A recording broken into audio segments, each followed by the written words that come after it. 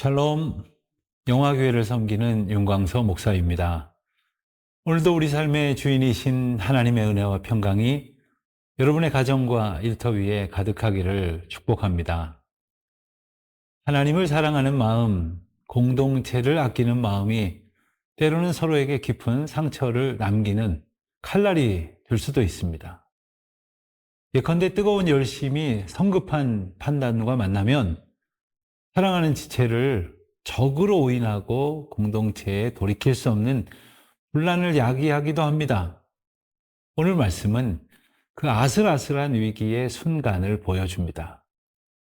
요단 동편 지파들이 쌓은 거대한 제단 하나가 이스라엘 전체를 내전의 위기로 몰아넣는 사건이 바로 오늘 본문의 내용입니다.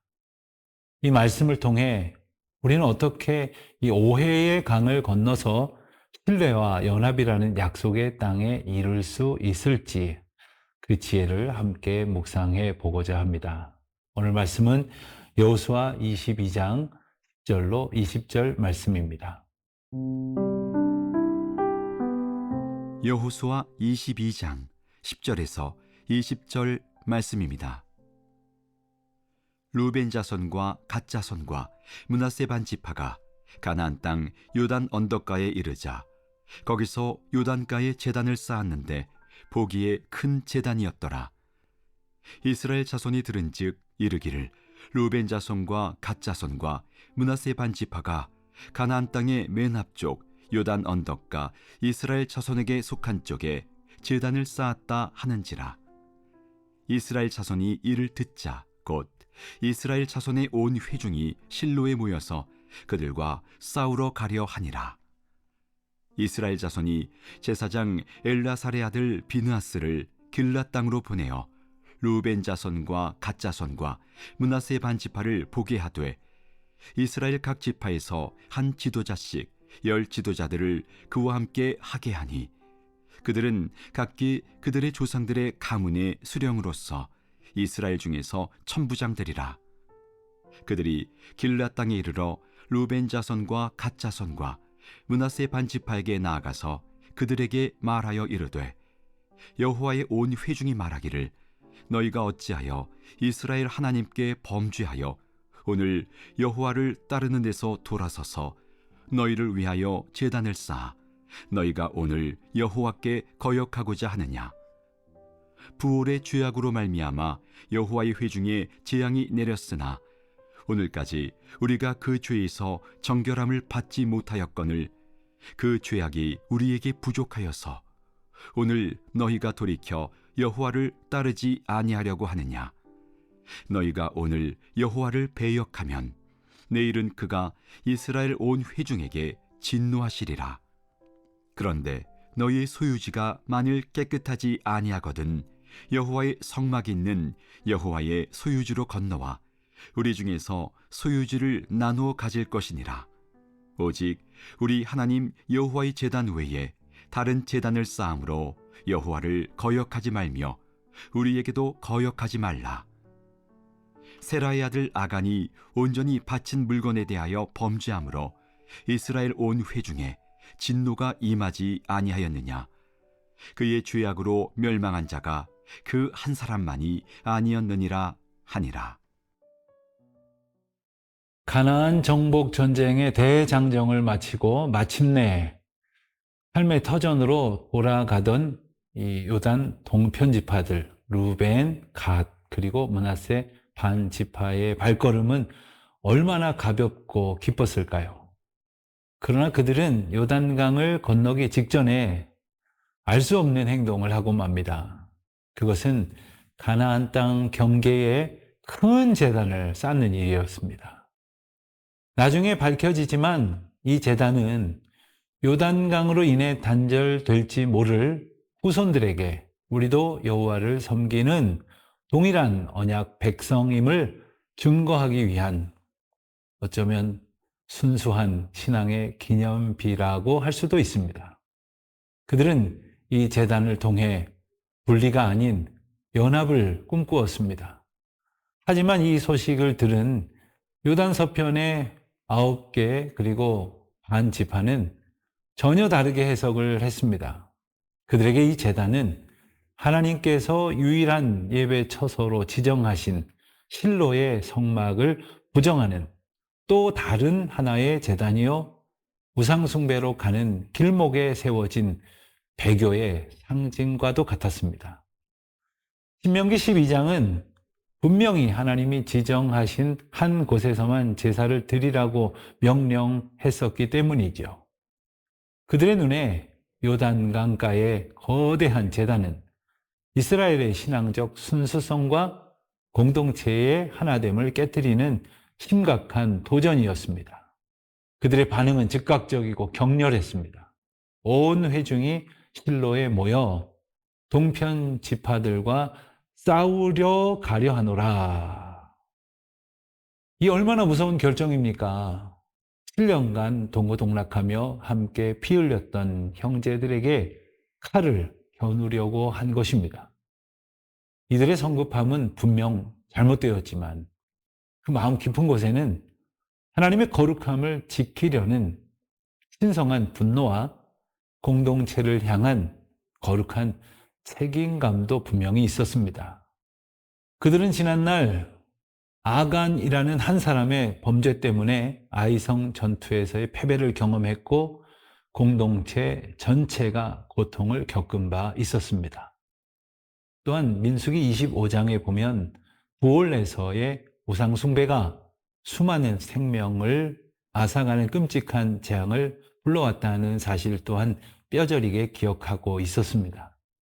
한 지체의 죄가 온 몸을 병들게 한다는 영적 원리를 알았기 때문에 그들은 죄의 확산을 막기 위해서 극단적인 방법을 선택하려고 했던 것이지요.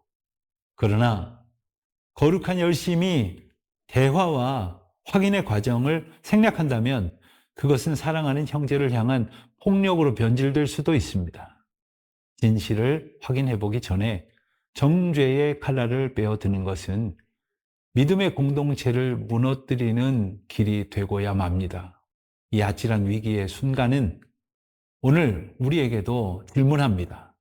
당신의 열심은 곁에 함께 동역하는 형제와 자매를 살리고 있는 것이 분명합니까? 아니면 판단하고 정죄하는 칼이 되고 있지는 않습니까? 오늘 우리도 이 질문을 되새겨 볼 수 있기를 바랍니다.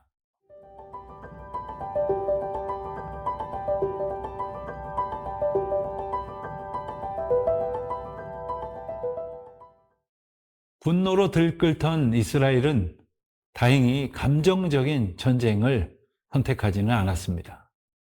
그들은 지도자들의 지혜로운 판단에 따라 진실을 확인하기 위한 사절단을 파견하게 됩니다. 이 결정이 이스라엘을 파국에서 구한 결정적인 전환점이 되었습니다.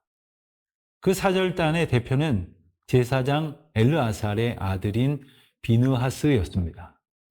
그는 과거에 부올의 음행 사건 때에 하나님의 진노가 온 이스라엘에 임하는 상황에서 죄를 범한 자를 창으로 꿰뚫어 심판함으로써 연병을 그치게 했던 인물이었죠. 그의 이름 자체가 하나님의 거룩함 그리고 죄에 대한 단호함을 상징한다고 말할 수 있겠습니다. 서편에 있었던 지파들이 이 사태를 얼마나 심각한 문제로 여기고 있는지를 보여주는 그러한 인선이었다고 할 수 있습니다. 또한 각 지파에서 한 명씩 10명의 지도자를 함께 보내서 이 일이 어느 한두 사람의 의견이 아니라 이스라엘 공동체 전체의 공식적인 문제 제기라는 사실을 분명히 하고자 했습니다. 길르앗 땅에 도착한 비느하스와 사절단은 동편 지파들을 향해서 단호하게 책망을 합니다. 그들은 이제 이 제단 건축을 하나님께 대한 범죄요 거역이라고 규정을 하죠. 여기서 범죄로 번역된 히브리어 마알이라는 말은 아간이 하나님의 것을 훔쳤을 때 사용됐던 단어로서 신성한 언약을 깨뜨린 배신 행위를 의미합니다. 또한 우리말 거역으로 번역된 원어 마라드라는 말은 권위에 대한 의도적이고 공개적인 반역을 뜻하는 단어입니다. 사절단은 그들의 행위가 단순한 실수가 아니라 하나님과의 관계를 정면으로 파괴하는 배역 행위라고 본 것입니다. 비나스는 이전에 그들에게 있었던 두 가지 비극, 즉 부올의 죄악과 아간의 범죄를 상기시킵니다. 부올의 죄악으로 인한 재앙의 상처가 아직도 우리에게 남아있는데 어찌하여 또다시 죄를 더하려 하느냐? 아간 한 사람이 범죄했을 때 온 회중에게 진노가 임하지 않았느냐? 이런 질문들은 한 사람 또는 한 지파의 죄가 결코 개인의 문제로 끝나지 않고 공동체 전체의 운명과 직결된다는 무서운 사실을 분명히 일깨워 주는 것입니다. 그러나 비느하스의 말 속에는 책망만 있었던 것은 아니었습니다. 19절에 보면 놀라운 제안이 함께 담겨 있습니다. 너희의 소유지가 만일 깨끗하지 아니하거든 여호와의 성막이 있는 여호와의 소유지로 건너와 우리 중에서 소유지를 나누어 가질 것이니라. 이것은 진정한 공동체 의식의 발현이었습니다. 그들은 사실 땅 때문에 싸우는 것이 아니었습니다. 만약 동편 땅이 영적으로 성결하지 못했다면, 그래서 그들이 죄를 지을 수밖에 없었다면 기꺼이 자신들의 땅을 내어 주어서라도 함께 하나님의 거룩함을 지키자 하는 제안입니다. 이처럼 진리를 향한 단호함과 형제를 향한 사랑이 함께 있을 때 공동체는 위기를 극복하고 더욱 견고하게 서게 될 것입니다. 오늘 말씀은 우리에게 신앙 공동체 안에서 갈등이 생겼을 때 어떻게 행동해야 할지를 보여주는 말씀이죠. 먼저는 하나님의 거룩하심과 예배의 성결함을 지키려는 뜨거운 열심을 가져야 합니다. 그러나 그 열심이 형제를 향한 성급한 정죄의 칼이 되지 않도록 먼저 대화하고 확인하는 지혜와 인내도 필요하다고 일러줍니다. 그리고 죄의 파급력을 기억하며 공동체 전체의 거룩함을 위해 함께 책임져야 합니다. 마지막으로 진리를 타협하지 않으면서도 형제를 끌어안는 사랑의 제안을 기꺼이 할 수 있어야 하겠죠. 이 균형 잡힌 신앙의 모습이 오늘 우리의 교회와 공동체 안에서 풍성히 회복되기를 소망해 봅니다.